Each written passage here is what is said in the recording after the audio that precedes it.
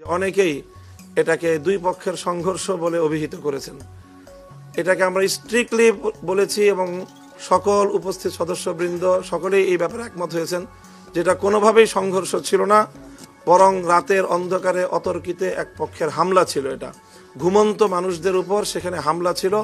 হামলা চালিয়ে এক পক্ষের অর্থাৎ সাতপন্থী লোকেরা তারা এখানে হামলা চালিয়ে আমাদের নিরীহ লোকদেরকে হতাহত করেছে, খুন করেছে এবং অসংখ্য মানুষকে তারা সেখানে জখম করেছে। এই সকল হত্যাকাণ্ডের সঙ্গে জড়িত সকল ব্যক্তিবর্গকে গ্রেফতার করতে হবে এবং সেটা অনতিবিলম্বে আজকের মধ্যেই সেই গ্রেফতারের ঘটনা আমরা যেন দেখতে পাই, সেটার জন্য আমরা জোর দাবি জানিয়েছি এবং আমাদের সাথে আইন শৃঙ্খলা রক্ষাকারী বাহিনী সহ মাননীয় স্বরাষ্ট্র উপদেষ্টা তিনি আমাদেরকে আশ্বস্ত করেছেন যে আইনানুগ ব্যবস্থা গ্রহণ করতে ওনারা কোনোভাবেই কাল বিলম্ব করবেন না এবং কোনো অপরাধী ছাড় পাবে না।